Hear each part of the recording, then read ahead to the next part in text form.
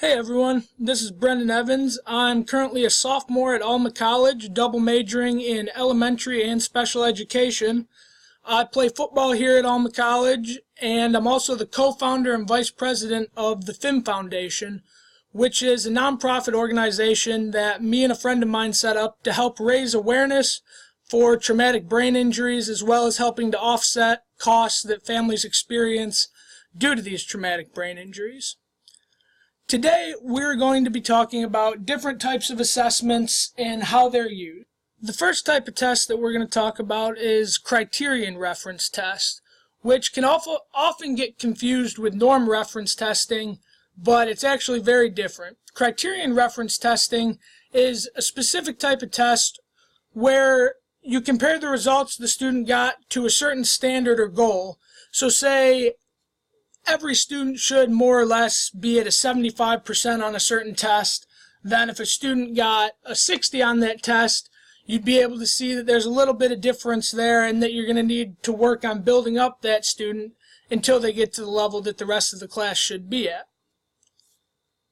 Next, we have formative assessments, which formative assessments track each individual student's progress in the class, but it's without all the worry and stress of a test.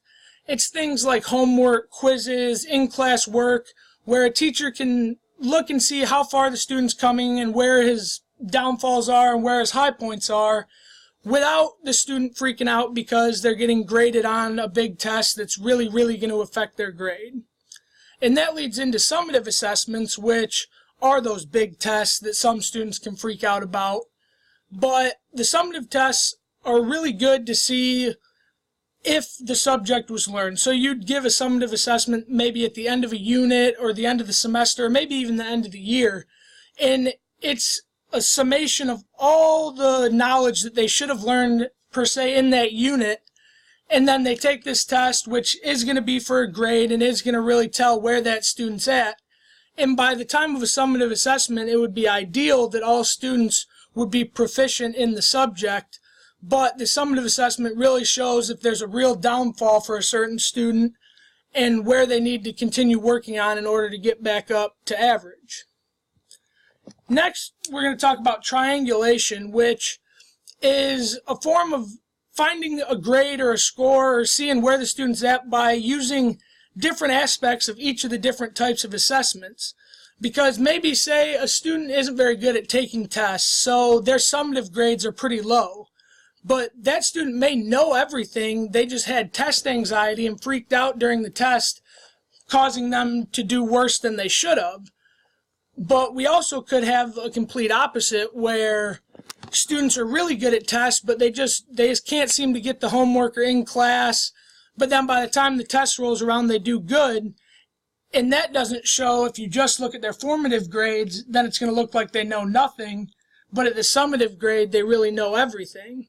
So we use triangulation. But what that means is that we're going to use little pieces of all the different types of assessments in order to create a bigger picture on how the student's doing. So that way there's not going to be any students who feel that their grade or that their scores are lower than they should be because of a certain section. And it's really just a summation of all the different types of assessments to really pinpoint how the student's doing. So another type of test that we have in the special education field is the Brigance test. And there's a math and a reading. In the Brigance assessment, test skills that are up to an 8th grade level. We're going to focus here on the reading Brigance, which comes in two parts, Part A and Part B. Part A is done at the beginning of the year, and Part B is done at the end of the year. That way you can see how well the student's grown from the first time they took it to the last time they took it at the end of the year. As a teacher, you're going to read the directions to the student, read the questions, and record the student's answers. The students, they're going to read the passages either out loud or in their head, and then answer the questions that accompany them. Once you get your results, there's 5 questions for each grade level, or when the lower grade's broken down into lower and upper. The student that I had take this test got 100% on all of it, which means that that student is proficient in reading through an 8th grade level. which was very good for that student. And so how are you going to use those results in instruction? Well, first off, it can tell you where the student's at reading level-wise by a grade basis. So if you know the student only is reading at a 6th grade level, then you need to start pulling reading assignments and stuff like that where a 6th grader would be doing them. Because if you give them too hard of a topic, say an 8th grade level reading, they won't be able to understand it. It'll really get their confidence down, and they're not going to be doing very well because they're simply not to that level of reading yet. Whereas it can go the other way too. If we know now that they're at a 6th grade reading level, we don't want to baby them and be giving them 3rd grade, 4th grade level assignments that aren't helping them very much in the long run.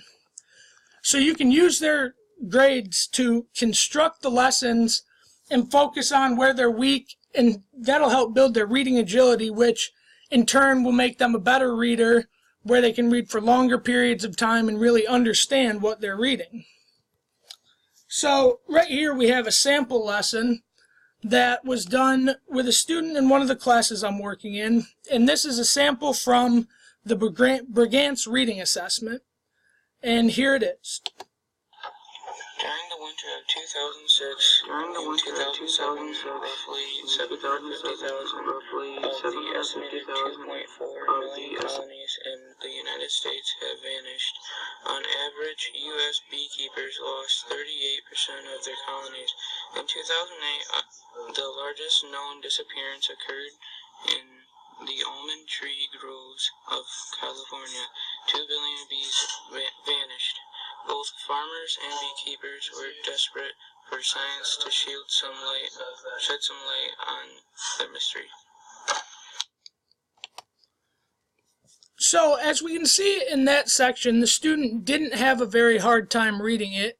And this is probably because this student was at an 8th grade reading level and got 100% on the Brigance itself.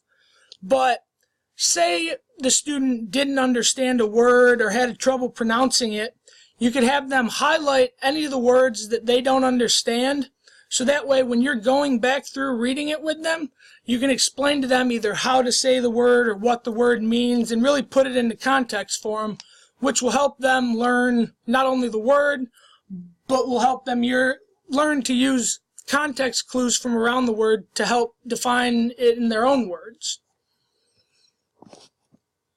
And so next we have the conclusion, which in conclusion we have different types of assessments. We have criterion referenced and norm referenced, where criterion reference, you're comparing the student's grade to a certain benchmark that all students should be at, not comparing the grades to each other.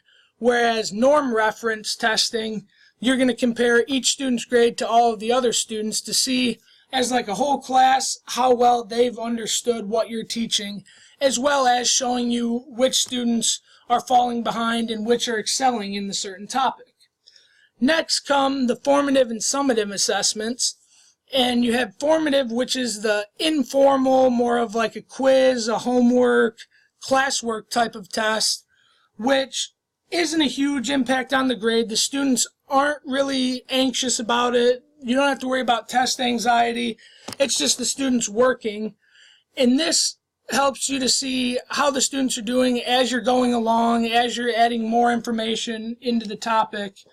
And then once you've gotten a firm understanding of it, you'll have a summative assessment, which is that big test which can cause test anxiety and can cause students to kind of blank out when they really know it. But the summative assessments are good to really show if the student knows all of the unit or all of the topic that you had been discussing. Summative really summarizes all of the information, and these tests usually come at the end of a unit or at the end of the semester, end of the year type idea. So the importance of using triangulation, as I was saying before, is that some students do very bad on summative assessments because of test anxiety and things like that. And so if you only took that grade, some students may know all of the information very well, but based on their summative grade, they don't know any of it. So by that way, if you mix in the formative assessments as well, you can see, all right, this student does know what they're doing. They must have just had some test anxiety or just really had a bad day the day they took the test. But so then you can use both of those to kind of form a better understanding of how well the student knows what they're doing. And also by mixing in criterion referenced and norm referenced types of assessments, you're really getting a little piece from each section so that no student will feel as if their grade doesn't really represent what they know. In this way, it's fair for everyone. Everyone gets all of their different types of assessments looked at and brought together to form their final grade or their final understanding of how well they know it. And so that's just really the most fair, reasonable way to do it. And so next we're going to review the Brigance real quick. The Brigance is a reading assessment through the 8th grade level that can be used to pinpoint where a student's reading level is at in its terms of grade 1 through 8. And as a teacher, we're just going to read the directions to the student, allow them to read the passages either out loud or in their head, and then help them to read them through the questions afterwards and let them answer them and record their answers. And then once you get the results from the Brigance, you can see right where the reading level of the student is, and you can use that information to help you make lessons that really focus on the strengths and weaknesses of the students. So, for example, if a student really is having troubles reading at like a 5th grade level, we know that we need to start at the 4th grade level and give them a good foundation there before we can move on to higher level learning, because you got to have the base foundation before you can really learn more advanced things. So all in all, thank you for listening to me today, and I hope this can be of some use to you. Have a great day.